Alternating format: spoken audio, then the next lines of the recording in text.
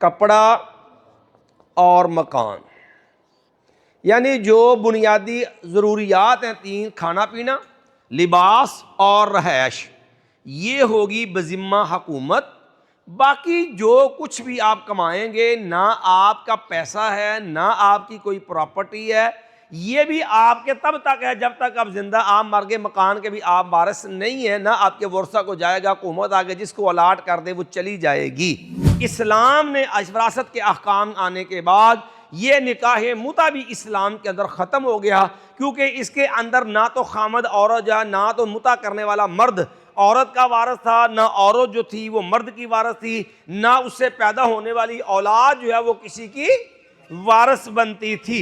جب یہ وراثت کے قوانین سب کے لیے عام ہے تو سیدہ فاطمہ رضی اللہ عنہا جو ہے ان کو جو ہے وراثت کیوں نہیں دی گئی؟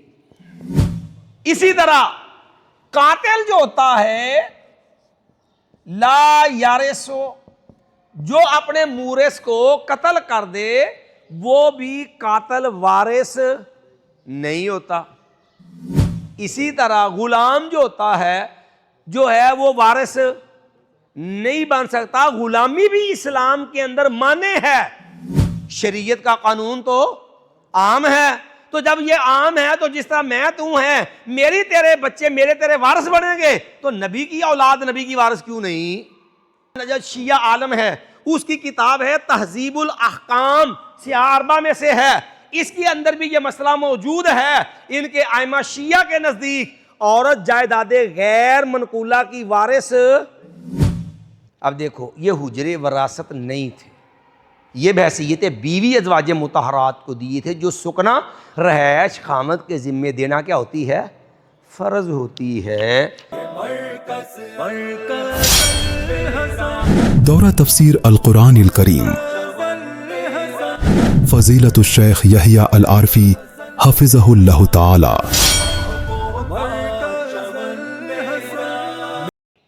سب سے پہلے ہمارا جو موضوع ہے وہ ہے علم وراثت کا ہے، اور علم وراثت کے اندر کچھ بنیادی چیزیں ہیں جو آپ نے ابتدا سمجھ لینی ہے۔ بسم اللہ الرحمن الرحیم۔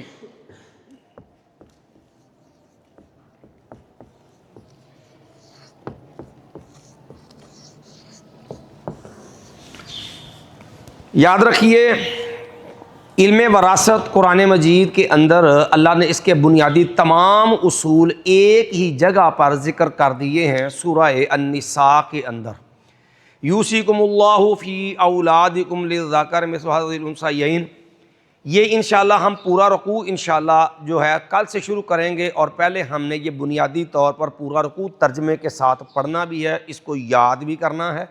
پھر اس کے اندر جو بنیادی چیزیں ہوں گی، جو حصے دار ہیں، جو ان کے حصص ہیں، جو ان کی صورتیں ہیں، وہ انشاءاللہ ہم آپ کو پہلے حل کروائیں گے، تاکہ مبادیات کے اندر قرآن کی روشنی کے اندر آپ کو حصے دار، ان کے حصص وغیرہ جو ہے وہ سمجھ آ جائے۔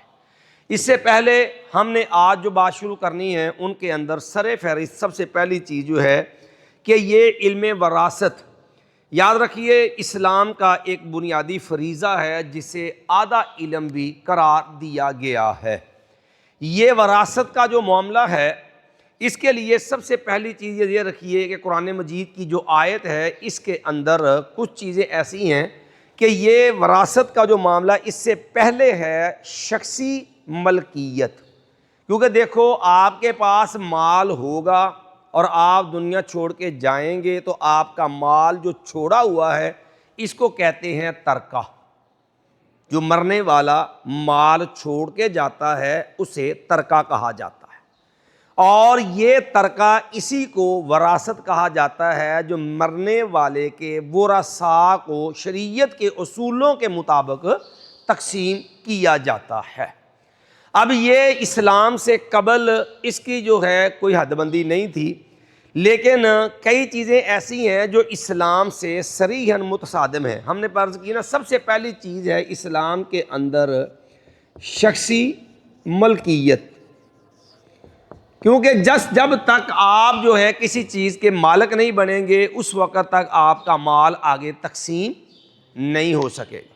یہ شخصی ملکیت کو ہم نے کیوں سب سے پہلے بات کی ہے، اس لیے کہ آپ نے کچھ نام سنے ہوں گے، سوشلزم جو ہے، اسی طرح جو ہے کیپٹلزم، یہ اس قسم کے جو کمیونزم، یہ جتنے بھی نظام ہیں نا جو روس کے اندر بھی لاگو رہا اور ہمارے ملک پاکستان کے اندر بھی بھٹو جو تھا، ذوالفقار علی بھٹو، اس نے بھی یہ کوشش کی تھی اور عوام کو یہ سلوگن دیا تھا کہ روٹی،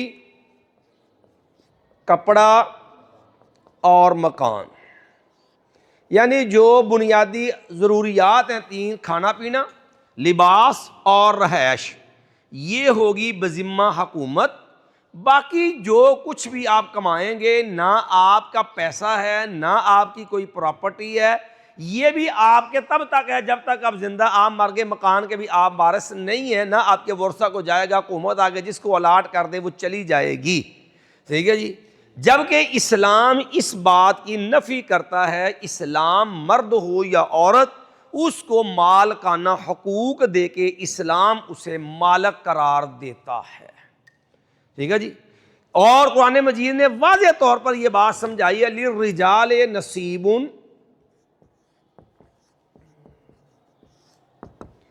مما ترک الوالدان والاقربون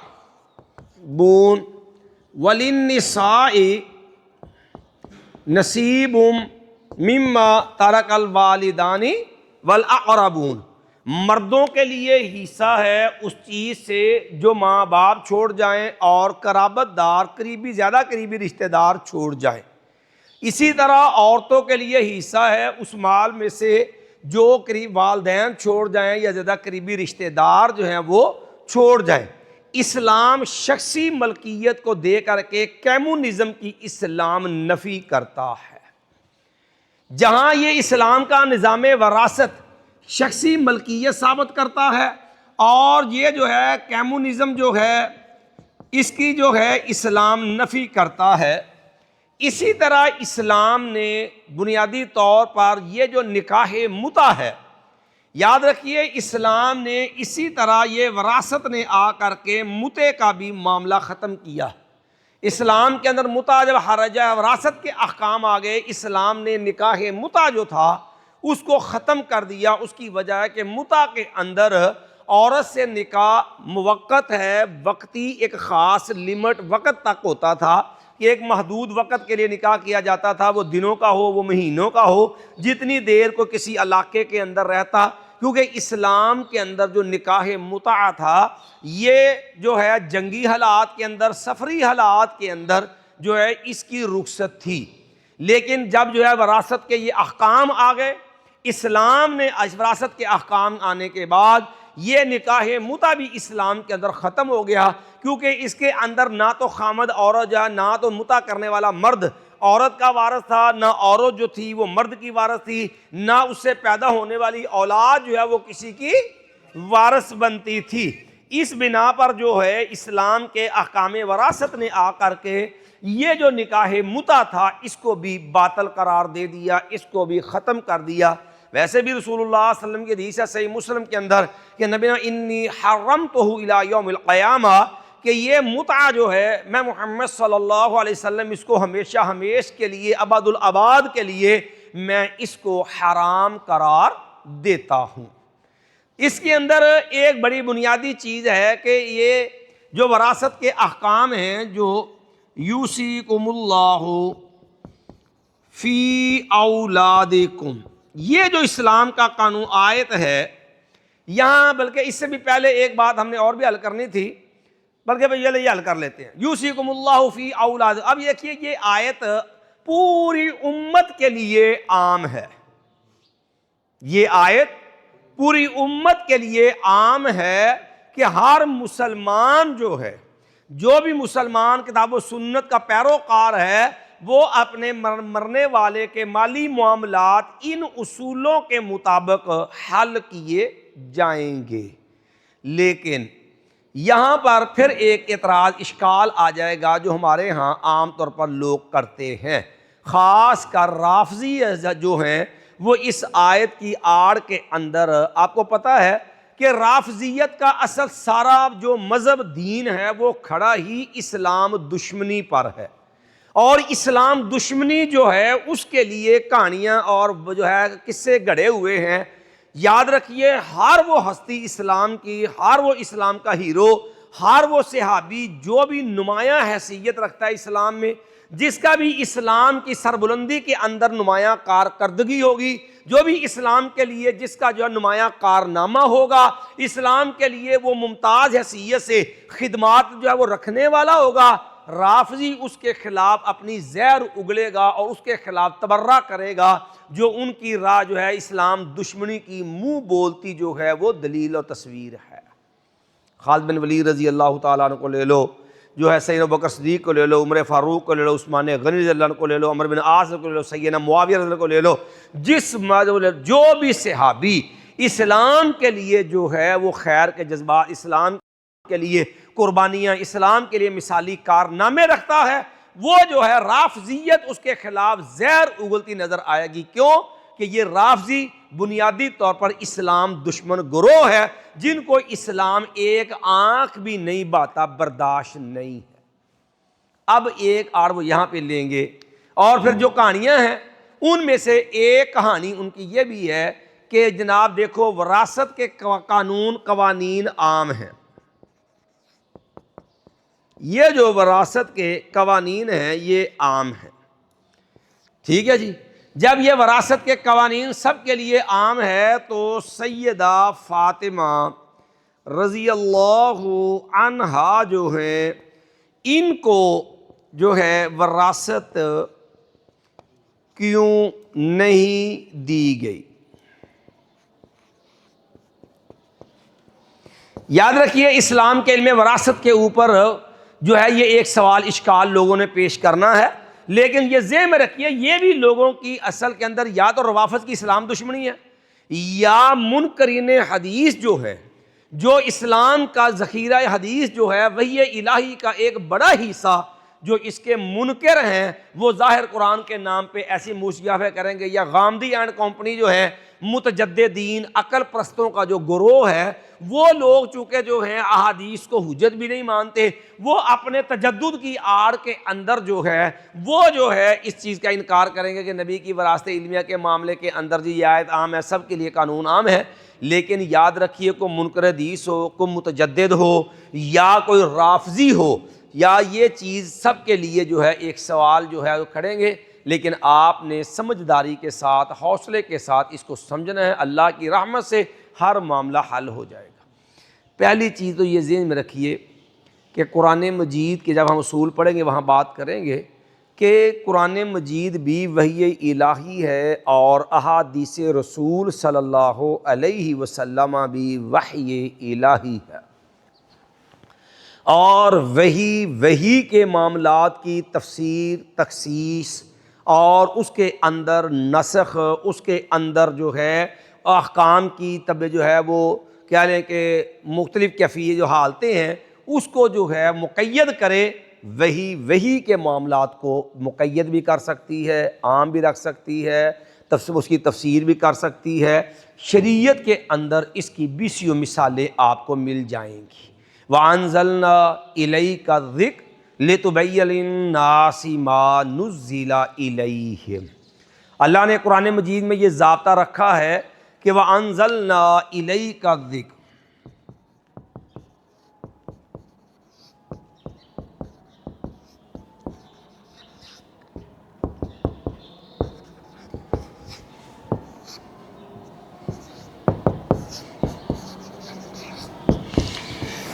قرآن مجید کی یہ آیت وَأَنزَلْنَا إِلَيْكَ الذِّكْرَ لِتُبَيِّنَ لِلنَّاسِ مَا نُزِّلَ إِلَيْهِمْ، یہ آیت دلیل ہے قرآن مجید کے سب سے بڑے مفسر، حقیقی مفسر اور وحی الہی کے علم بردار امام الانبیاء محمد صلی اللہ علیہ وسلم ہیں۔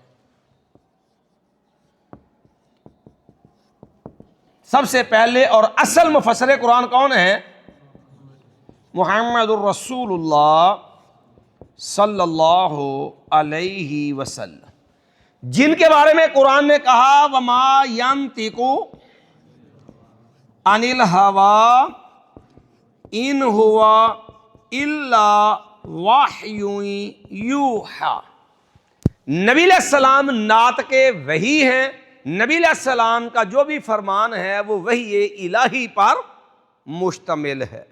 تو وحی کے ساتھ وحی کی تخصیص، وحی کی تبیین اور وحی کی تقیید، یہ سارے معاملات جو ہیں وہ شرعاً برحق ہے۔ اب آ جائیے نبی صلی اللہ، یہ وراثت کے جو اصول ہیں ان میں سے جو ہے انبیاء کی وراثت مالی نہیں ہوتی۔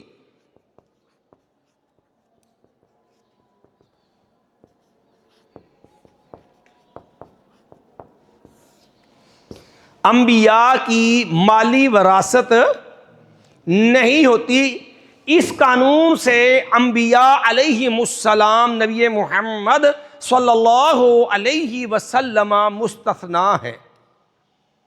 اور صرف یہ نہیں کسی ایک چیز میں ہے، آپ قرآن مجید کو پڑھیں گے، نبی صلی اللہ علیہ وسلم کے بہت سارے خصائص ہیں، جو چیزیں نبی علیہ السلام کے لیے خاص ہیں امت کو اس کی اجازت، حالانکہ قرآن میں امت کے احکام اور ہیں۔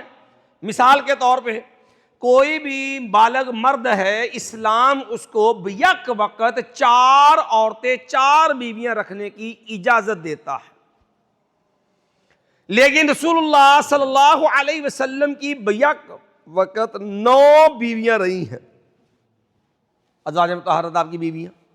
جس طرح اسلام کے عمومی احکام رسول اللہ صلی اللہ علیہ وسلم کا یہ خاصہ ہے، اسی طرح یہ بھی رسول اللہ کا خاصہ ہے، نبیوں کا خاصہ ہے کہ نبیوں کے مالی جو مال ہوتا ہے اس کا کوئی وارث نہیں ہوتا۔ اب یہاں پر کئی لوگ دھوکہ دیں گے، اس کو آپ نے توجہ کے ساتھ سمجھ لینا ہے۔ اس کی دلیل کیا ہے کہ انبیاء جو ہوتے ہیں ان کی مالی وراثت نہیں ہوتی، ان کے مال کا کوئی وارث نہیں ہوتا۔ صحیح بخاری کی حدیث ہے جس کے اندر نبی کریم صلی اللہ علیہ وسلم نے فرمایا نحن معاشر الانبیاء لا نورث ما ترکناہ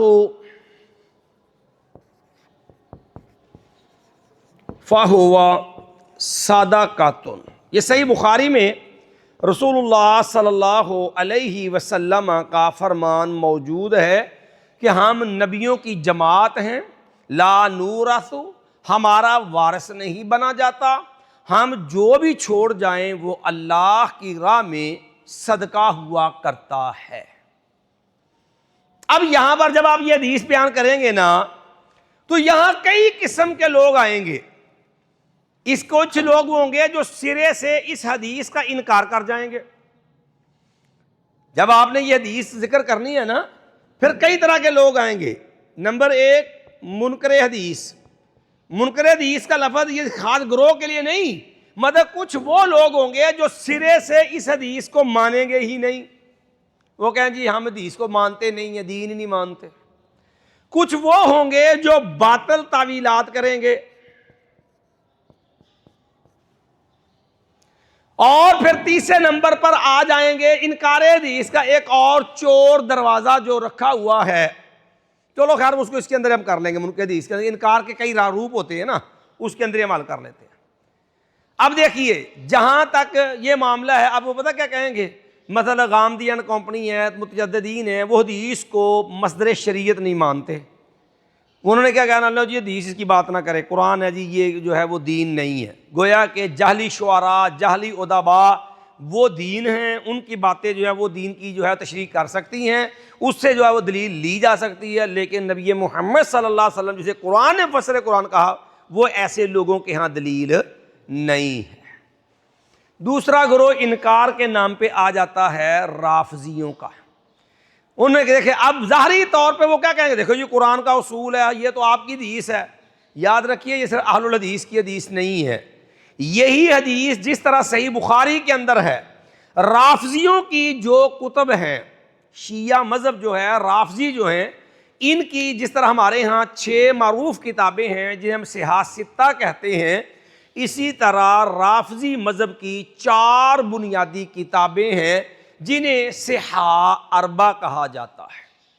یہ صحاح اربع جو ہے جس کے اندر اصول کافی ہے، تہذیب الاحکام ہے، اور اسی طرح من لا یحضرہ الفقیہ ہے، ٹھیک ہے جی۔ تو اسی طرح جو ہے الاستبصار ہے، الاستبصار ہے جو ہے، یہ 4 کتابیں ہیں۔ نمبر 1 اصول کافی، اور اس کے بعد تہذیب الاحکام، اور اسی طرح جو ہے الاستبصار،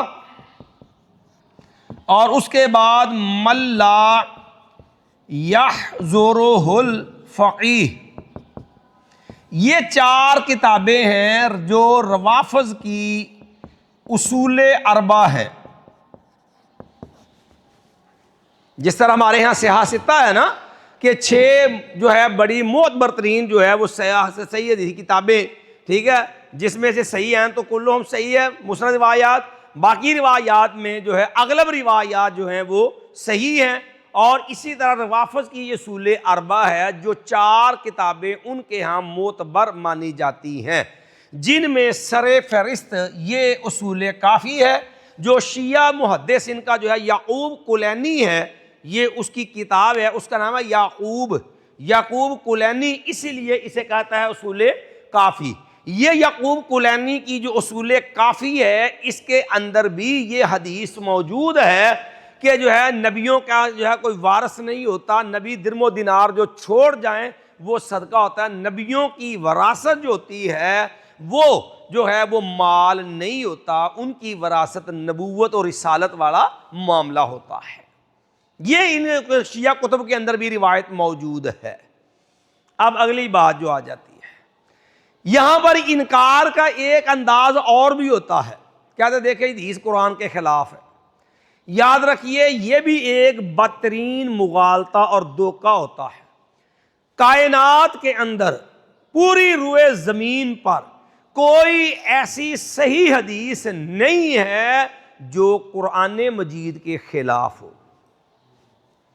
لوگوں کا فہم جو ہے وہ کمزور ہو سکتا ہے، لوگوں کی سوچ، لوگوں کے جو ہے وہ ذہنی حالت جو ہے وہ اس کو سمجھنے سے قاصر رہ سکتی ہے، لیکن کوئی صحیح حدیث جو ہے وہ قرآن کے خلاف نہیں ہوتی۔ اس لیے محدثین نے اس پر باقاعدہ کتابیں لکھی ہیں جن لوگوں کو یہ بات کہتے ہیں۔ عام طور پہ کئی لوگ ایک قاعدہ بیان کر دیتے ہیں، دیکھیں جی جو حدیث آئے نا اس کو قرآن پر پیش کرو، قرآن کے مطابق ہو تو لے لو، قرآن مجید کے خلاف ہو تو اس کو چھوڑ دو۔ یاد رکھنا یہ اہل السنہ والجماعہ کا اصول ہی نہیں ہے کہ جو کتاب حدیث ملے اس کو کتاب اللہ پہ پیش کرو، اگر کتاب اللہ کے موافق ہو تو لے لو، اگر کتاب اللہ کے موافق نہ ہو تو کیا کرو۔ یہ اصول ہی اہل السنہ کا نہیں ہے، یہ روافض کا اصول ہے جو ان کی کتاب اصول کافی میں لکھا ہوا ہے۔ اہل السنہ کا یہ اصول نہیں ہے۔ کیوں؟ اہل السنہ کے 2 مرکزی مصادر ہیں، القرآن و سنہ۔ یہ قرآن اور حدیث 2 بنیادی حقیقی جو ہیں مصادر ہیں شریعت کے، اور 2 ذیلی مصادر ہیں شریعت کے، اجماع اور قیاس۔ لیکن بنیادی مصادر کون سے ہیں؟ قرآن اور حدیث۔ اس لیے روافض کیا ہے؟ چونکہ روافض کیا ہے جب قرآن بھی محفوظ نہیں ہے، حدیث اس پہ پیش کرو کتاب اللہ پہ، تو کتاب اللہ قرآن جو ہے وہ ان کے ویسے معرف ہے، نہ ادھر نہ قرآن رہے گا نہ حدیث رہے گی۔ یہ صرف جو ہے اسلامی احکام کو باطل قرار دینے کا ایک چور راستہ ہے جس کا شریعت کے ساتھ کوئی تعلق اور واسطہ نہیں ہے۔ اب آ جائیے اس بات کے اوپر کہ یہاں پر ایک مسئلہ آ گیا کہ سیدہ فاطمہ رضی اللہ تعالی عنہا صرف ان کو وراثت نہیں ملی۔ یہ بات ایک الگ ہے، یہ تو وراثت کے ابتدا میں اس لیے آ گئی کہ یہ خاصہ رسول اللہ صلی اللہ علیہ وسلم کا کہ آپ کے مالی معاملے کو وارث بندہ، تو ہم اس لیے اس کی وضاحت ضروری ہم نے سمجھی، وگرنہ یہ بات تو آگے جا کر کے ہم نے کرنی ہے تفصیل سے۔ اب سب سے پہلے یہ بات ذہن میں رکھیے کہ جب نبی علیہ السلام کی وراثت ہے تو کیا صرف سیدہ فاطمہ ہی وارث تھی؟ کیا ازواج مطہرات بیویاں وارث نہیں ہیں؟ اگر سیدہ فاطمہ کو مالی وراثت نہیں ملی تو کیا دیگر ازواج مطہرات رضی اللہ عنہن کیا ان کو نبی علیہ السلام کی مالی وراثت ملی ہے؟ یہ مسئلہ بھی ہم نے سمجھانا ہے آپ کو چھوٹا سا ایک. اب توجہ کیجئے, یہاں پر آ کر دیکھیں جی قانون عام ہے. یاد رکھیے یہ آیت جو ہے شریعت نے اس کو خاص کر دیا. اب دیکھو قانون تو یہی ہے نا کہ جو اولاد ہے وہ جو ہے اس کے بارے میں اللہ کا پختہ حکم ہے کہ اس وہ جو ہے یوصیکم اللہ فی اولادکم للذکر مثل حظ الانثیین, کہ ہر مذکر کو دو مؤنثوں کے حصے کے بقدر آپ نے دینا ہے. لیکن اس بات یہ واضح رسول صلی اللہ علیہ وسلم کا فرمان ہے جو ہے لا یارث المسلم الکافر ولل کافر المسلم. ٹھیک ہے جی, کہ کوئی مسلمان کافر کا وارث. اب دیکھو نا آیت تو عام ہے, آیت کیا ہے؟ یہ عام ہے, لیکن نبی صلی اللہ علیہ وسلم نے اس کی تخصیص کر دی کہ یہ قانون کافر پہ لاگو. اگر بیٹا کافر ہے تو باپ اس کا وارث, باپ مسلمان ہے, باپ وارث نہیں بن سکتا. باپ جو ہے وہ کافر ہے, بیٹا مسلمان ہے, تو بیٹا اپنے باپ کا وارث نہیں ہے. کیوں؟ اسلام کا قانون ہے لا یارث المسلم الکافر, کہ مسلمان کافر کا وارث. آیت عام تھی, رسول اللہ صلی اللہ علیہ وسلم نے اس کی تخصیص کر دی. اسی طرح قاتل جو ہوتا ہے لا یارث, جو اپنے مورث کو قتل کر دے وہ بھی قاتل وارث نہیں ہوتا.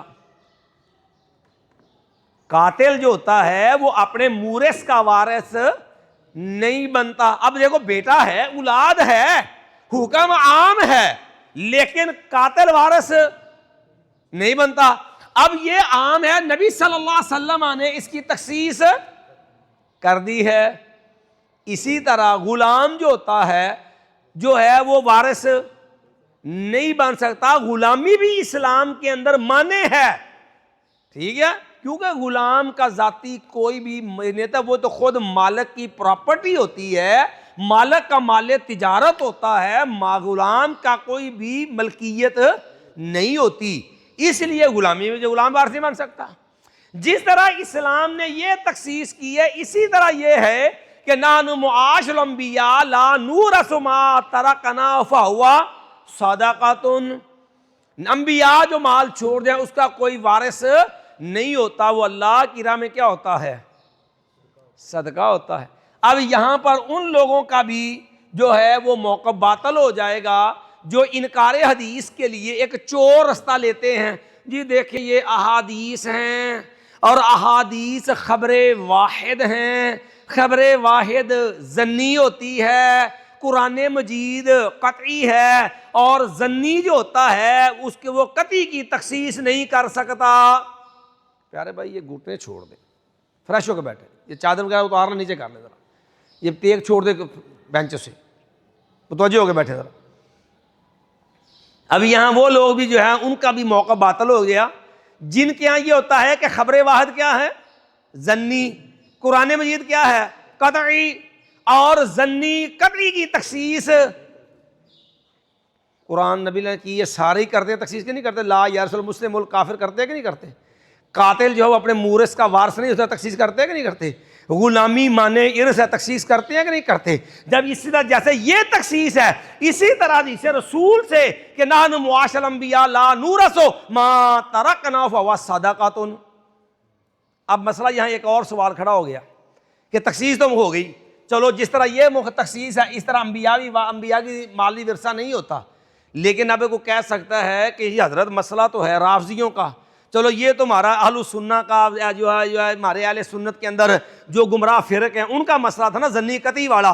رافضی تو ویسے نہیں مانتے اس کو. اگر کوئی رافضی یہی بات کہتا ہے کہ بھئی دیکھو قانون تو شریعت کا عام ہے, شریعت کا قانون تو عام ہے، تو جب یہ عام ہے تو جس طرح میں تو ہیں میری تیرے بچے میرے تیرے وارث بنیں گے، تو نبی کی اولاد نبی کی وارث کیوں نہیں؟ تو ہم نے کہا کہ آیت کو عام تو تم نے بھی نہیں مانا ہے، کہو گے دلیل کیا ہے؟ ہم نے کہا اس آیت کو عام تو رافضی بھی نہیں مانتے۔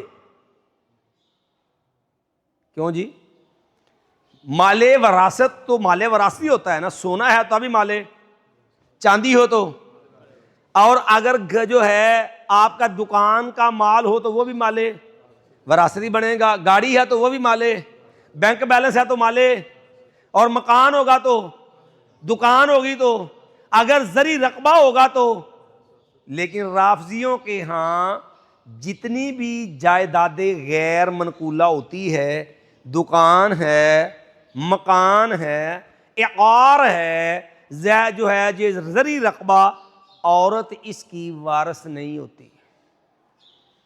قرآن کے حکم ایت تو عام ہے، یوصیکم اللہ فی اولادکم للذکر مثل حظ الانثیین، جب یہ ایت عام ہے تو بھائی جب ساری وراثت بنتی ہے، بیٹا جو ہے وہ دکان کا وارث بنتا ہے، بیٹا جو ہے وہ جو ہے زرعی رقبے کا وارث بنتا ہے، مکان کا وارث عورت وارث کیوں نہیں؟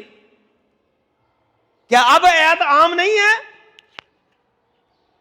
کیوں جی علماء کرام، کیا اب ایت عام نہیں ہے؟ کیا آیت نے یہاں سے کوئی زرعی رقبہ نکالا کہیں بھی آ کر کے؟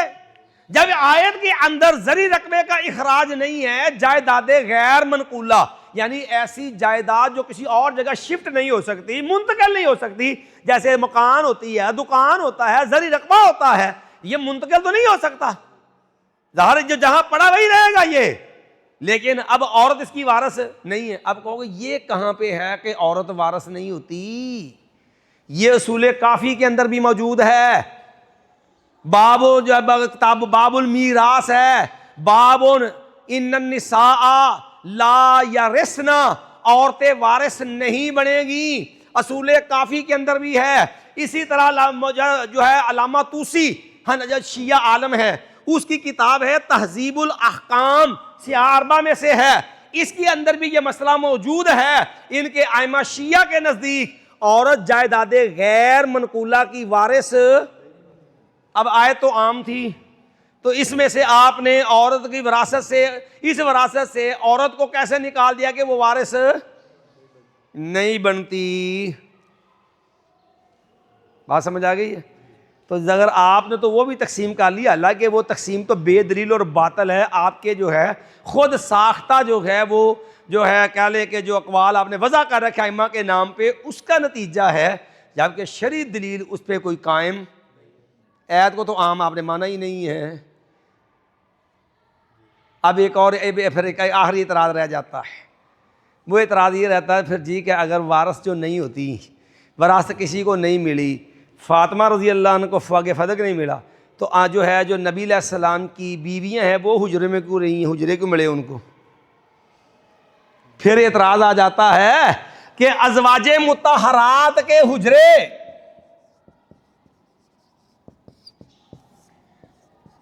اقرنا فی بیوت کننا، یہ حجرے جنہیں قرآن نے کہا ہے یہ نبی محمد صلی اللہ علیہ وسلم امت کی مائیں جو ہیں یہ ان کے گھر ہیں، وقرنا، اور تم ٹھہری رہو، فی بیوت کننا، اپنے گھروں میں۔ اب یہ حجرے کیا ہیں؟ یاد رکھنا حجرے جو ہیں یہ رسول اللہ صلی اللہ علیہ وسلم نے اپنی بیویوں کو، ہماری روحانی ماؤں کو دیے، کس لیے؟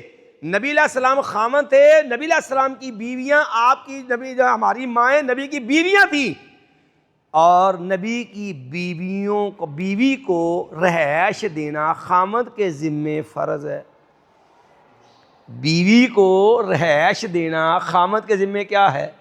فرض ہے۔ قرآن کہتا ہے اسکنوہن من حیث سکنتم، اور یہ بات یاد رکھیے، آپ شیعہ کتب جو میں دیکھیں گے کہ آپ شیعہ فقہی کتابیں اٹھا لیجئے، ان کی جو ہے احتیاط تبرسی لے لیں، ان کے اندر بھی یہ درج ہے کہ عورتیں جو ہوتی ہیں، یہ جو ہے خامد جو ہے اس کے لیے بیوی کو رہائش دینا فرض ہے۔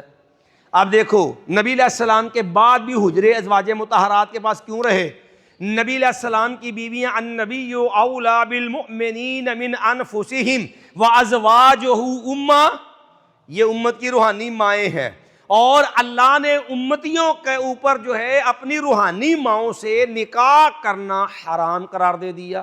ولا ان تنکحوا ازواجہ، ولا ان تنکحوا ازواجہ من بعدہ، کہ جو ہے نبی کے بعد نبی کی بیویاں جو ہیں ان سے نکاح بھی اللہ نے کیا رکھا ہے؟ حرام۔ اب نبی کی بیویوں سے نکاح بھی کیا ہے؟ اور روحانی مائیں ہیں۔ اب نبی کی بیویاں ہیں، نبی نے رہائشیں دی ہیں کس حیثیت سے؟ اپنی بیویوں کی حیثیت سے، اور یہ حجروں میں ازواج مطہرات رہی اس لیے کہ یہ نبی کی بیویاں ہیں، اور بیوی ہونے کے ناطے یہ ورثہ نہیں ہے، یہ ورثہ نہیں ہے۔ ہاں بیوی ہونے کے ناطے ان کا گھر تھا، اس لیے قرآن نے ان کو نبی کے گھر نہیں کہا، وَقَرْنَا فِي بُيُوتِكُنَّ وَلَا تَبَرَّجْنَا تَبَرُّجَ الْجَاهِلِيَّةِ الْأُولَىٰ، اللہ نے ان کو نبی کی بیویوں کے گھر قرار دیا ہے۔ اب دیکھو یہ حجرے وراثت نہیں تھے، یہ بحیثیت بیوی ازواج مطہرات کو دیے تھے، جو سکنا رہائش خامد کے ذمے دینا کیا ہوتی ہے؟ فرض ہوتی ہے۔ اور جہاں تک یہ بات ہے وہیں پر یہ سمجھ لو، اب دیکھو یہ حجرات جو ہیں یہ ورثہ رسول نہیں تھے، ٹھیک ہے جی؟ کیوں نہیں تھے؟ اگر ورثہ ہوتا بیویوں کو ملتا تو بیویاں مالک بنتی، پھر ازواج مطہرات کے آگے جو ورثاء تھے، مثال کے طور پہ امی عائشہ کے جو ہے بھائی، اولاد نہیں تھی لیکن آگے امی عائشہ کے والد جو ہیں وہ تو فوت ہو گئے، لیکن بھائی تو زندہ تھے، ان کے بعد بھی زندہ رہے۔ سیدہ عائشہ کی وفات کے بعد عبداللہ بن عمر رضی اللہ تعالیٰ زندہ تھے، ٹھیک ہے، یا جو کہہ رہا ہوں جو عبد الرحمن بن بکر وغیرہ، یا اسی طرح دیگر ان کے بھائی محمد بن بکر وغیرہ زندہ تھے۔ پھر اسی طرح دیگر جو ہیں معاملات جب آ جائیے ام حفصہ، ام حبیبہ، یا اسی طرح ان کے بھائی موجود زندہ تھے، اسی طرح سیدہ حفصہ رضی اللہ تعالیٰ کے بھائی عبداللہ بن عمر تھے۔ اب توجہ کیجئے، نمبر 1،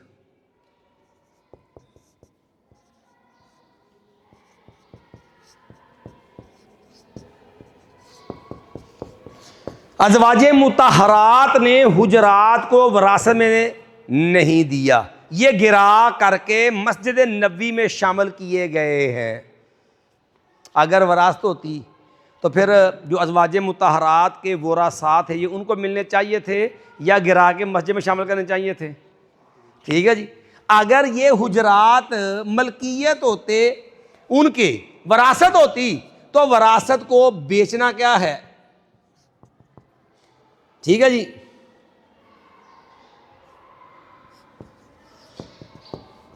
ازواج مطہرات نے حجرات کو بیچا بھی نہیں ہے، یہی حجرات کسی کو ہبہ بھی نہیں کیے، تحفہ تن بھی۔ کیوں؟ یہ ورثہ رسول نہیں تھا۔ کوئی مائی کا لال یہ دکھائے کہ ازواج مطہرات کے حجرے ان کی وفات کے بعد ان کے ورثاء کو گئے ہوں، یا ازواج مطہرات حجرات کو بیچا ہو، یا انہیں کسی کو ہبہ کیا ہو۔ یہ ورثہ نبی علیہ السلام کی وراثت جو تھی، یہ ازواج مطہرات کو یہ بطور ورثہ نہیں ملے، یہ بطور بیوی ہونے کے ناطے جو خامد کے ذمہ رہائش دینا فرض ہے، یہ اس حیثیت سے ان کو رہائش ملی ہے، ان کے گھر تھے، اسی حیثیت سے جہاں رسول اللہ صلی اللہ علیہ وسلم دفن ہوئے وہیں پر انہوں نے جو ہے اب جو ہے سیدہ عائشہ نے اپنے والد کو جگہ دی، اور وہیں سیدنا عمر رضی اللہ عنہ کو جگہ دی ہے۔ بات سمجھ آ گئی ہے؟ تو پہلا مسئلہ جو یہاں پر یہ تخصیص ہے۔ باقی یہ ہے کہ یہ معاملہ فدق کا آئے گا، محرومہ جو آپ نے دیکھا ہو گاڑیوں کے پیچھے لکھا ہوتا ہے، چونکہ قرآن سے تو کہیں نہیں ہے کہ میاں فاطمہ رضی کا حق مارا گیا ہو، حدیث میں تو کہیں بھی نہیں ہے کہ سیدہ فاطمہ کا حق مارا گیا ہو۔ تو بیتیوں کا گمراہ لوگوں کا طریقہ ہوتا ہے کہ جب قرآن حدیث سے نہ آئے تو پھر اذان پڑھ کے نام کے اوپر شور بجانا شروع کر دو، لکھ لے کے روڑا پا دیو، ٹھیک ہے جی؟ وہ کہتے ہیں طریقہ کار ہوتا نا، کہتے کہ اتنا جھوٹ بولو، اتنا جھوٹ بولو، کہتا کہ اپنے آپ کو یقین ہو جو میں سچا۔ تو وہی ان رافضی بیتیوں کا طریقہ واردات ہے۔ اب گاڑیوں پہ لکھتا صدقہ محرومہ فدق، کہ یہ میں سیدہ فاطمہ رضی اللہ تعالیٰ عنہ کا صدقہ ہے جن سے فدق چھین لیا گیا ہے، حالانکہ یہ معاملہ اہل بیت سے یہ نظریہ کہ فدق چھینا گیا ہے، یہ نظریہ آل رسول اہل بیت کے اوپر نہ صرف بہت بڑا الزام ہے بلکہ ان کے ایمان پر ایک بدترین حملہ ہے. سمجھے؟ یہ خطرناک قسم کا معاملہ ہے. ہمارے یہ عام لوگ ٹھنڈے دل سے سمجھے نا. صرف آپ کو ایک بات بیان کر دیتا ہوں، باقی پھر انشاءاللہ ہم اگلے سبق میں کریں گے باتیں. آصف رضا علوی رافضی ہے، ایک شیعہ بکواسی ہے، رافضی ہے آصف رضا علوی. اس نے اعتراض شروع کیا، کہنے لگا لوگ اعتراض کرتے ہیں کہ اگر جو ہے سیدنا ابوبکر نے فدق نہیں دیا تھا، وراثت نہیں دی تھی فاطمہ کو رضی اللہ عنہا کو، وراثت نہیں دی تھی، تو چلو ابوبکر کے بعد عمر آئے نہیں دی وراثت، عثمان آئے نہیں دی، تو پھر خلیفہ امت کا کون بنا؟ علی رضی اللہ عنہ. اب فدق کس کے قبضے میں ہے؟ علی رضی اللہ عنہ کی. اب سیدہ فاطمہ کے وارث کون ہیں؟ ابوبکر بھی ہے، سیدنا جو ہے حسن بھی ہیں اور حسین بھی ہیں رضی اللہ. علی خود بھی وارث ہیں، سیدنا علی خود بھی وارث ہیں اور حسن و حسین بھی وارث ہیں. علی رضی اللہ عنہ کے ہاتھ میں وراثت ہے کس کی؟ سیدہ فاطمہ کی. اور وارث زندہ ہیں تینوں، بلکہ 5 وارث ہیں، 5 زندہ ہیں. یہ تو 5 تری نازل وچ کا 2 کھا گئے نا. سیدہ زینب بنت جو ہے علی حسن و حسین کی بہن، وہ بھی زندہ تھی. اور ام کلثوم بنت علی بھی زندہ تھی جو عمر رضی اللہ عنہ کی بیوی بنی تھی. 5 تھی، 2 بیٹیاں. اس فدق کے اگر یہ وراثت ہوتا تو 5 وارث علی رضی اللہ عنہ سمیت زندہ تھے. کتنے زندہ سن؟ عہد خلافت علی رضی اللہ عنہ میں سے جو ہے اس فدق کے 5 ورثاء زندہ تھے، 2 بیٹیاں، 2 بیٹے، 1 خامد. کس کے؟ سیدہ فاطمہ کے. سیدنا علی نے وراثت کیوں نہیں دی؟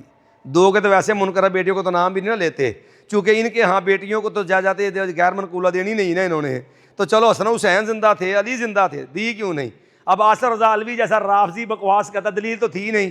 تو اب ذرا ان کا لالی پاپ دیکھنا، قوم کو بیوقوف بنانے کا طریقہ دیکھنا. پتہ کیا کہتا ہے؟ کہنے لگا یہ اصل میں دی. اب جواب تو کوئی نہیں. کیوں؟ فدق کی ساری نگرانی بھی یاد رکھنا اہل بیت کے پاس رہی ہے. صحیح بخاری کے اندر موجود ہے. سیدنا علی کے پاس، چچا عباس کے پاس. چچا عباس کا علی سے اختلاف ہو گیا اور چچا عباس پیچھے ہٹ گئے. پھر سیدنا علی نگران رہے. سیدنا علی کی وفات کے بعد یہ باغ فدق کے متولی بنے اس سارے علاقے زمینوں کے، جو ہے وہ سیدنا حسن بن علی رضی اللہ تعالیٰ عنہ. سیدنا حسن جو فوت ہو گئے، پھر وارث بنے سیدنا حسین رضی اللہ تعالیٰ عنہ. سیدنا حسین شہید ہو گئے، پھر یہ فدق وغیرہ اس کے وارث بنے، جو ہے زین العابدین بنے. زین العابدین رضی اللہ عنہ فوت ہو گئے، پھر حسن بن حسن رضی اللہ تعالیٰ عنہ وہ وارث بنے. علی حد القیاس یہ سارا سلسلہ اہل بیت ہی اس کے متولی اور نگران بھی تھے. اب مسئلہ آ گیا کہ رافضی پھنس گئے، یہاں پہ حلق میں آ گئی ہڈی. اب گئے پھنس کہ اس باغ جو ہے جس کو تم نے ورثہ قرار دیا، جب محرومہ فدق لکھا، اس کے متولی بھی اہل بیت ہیں اور خلیفہ علی ہیں، وہ علی وارث ہیں رضی اللہ عنہم. حسنین رضی اللہ تعالیٰ عنہ وارث ہیں. اب بتلاؤ سیدنا علی نے وراثت کیوں نہیں دی؟ اگر ابو بکر وراثت نہ دینے پہ، عمر وراثت نہ دینے پہ، عثمان وراثت نہ دینے پہ مجرم ہے معاذ اللہ، تو وراثت علی نے بھی نہیں دی. علی کو کس کھاتے میں ڈالنا؟ 6 مہینے خلافت رہی ہے سید حسن کی خلافت. فدق تو حسن نے بھی تقسیم نہیں کیا، دیا تو انہوں نے اپنے کھاتے میں ڈالا ہے کہ نہ جو کسی اور میں دیا ہے. اگر تقسیم نہ کر کے، وراثت نہ دے کے، اگر وہاں پہ الزام ہے تو یہاں بچا کے تو دکھاؤ. جو الزام ادھر ہے وہی الزام ادھر بھی ہے. لیکن ایک بات سمجھیں، اب آصف رضا علوی جیسا جو ہے وہ بدبخت انسان جب دلائل سے عاجز آ گیا نا، تو اب ذرا چبل مارنے کا انداز دیکھنا رافضیوں کا. چبل پتہ کیسے ماری ہے؟ کہنے لگا یہ پاک لوگ ہیں، یہ پاک لوگ ہیں، اور جو چیز چھن جائے یہ اس کو واپس نہیں لیتے. یہ پاک لوگ ہیں، جو چیز چھن جائے وہ واپس نہیں لیتے. میں نے پوچھا خبیث رافضی یہ تو بتلا، تیرے نظریے پہ تو خلافت بھی چھینی تھی، وہ کیوں لی تھی؟ تیرے نظریے پہ تو خلافت بھی چھینی ہے. آج بھی اذان کے نام پہ کفر بکتا ہے. اشہدو ان امیر المؤمنین علی ولی اللہ, آج بھی کہتا ہے اشہدو ان جو ہے, جب اذان کے نام پہ کہتا ہے کہ خلیفۃ بلا فصل کا جو ہے وہ شور مچاتا ہے, تیرے عقیدے پہ تو خلافت بھی چھینی ہوئی ہے. اب یہ بھی پاکیز وہاں پہ, اب پاکیزگی تو پھر بھی موجود تھی, جملے کی پاکیزگی تو ختم نہیں ہوئی, وراثت نہیں لی کہ پاکیزہ لوگ ہیں, خلافت کیوں لے لی؟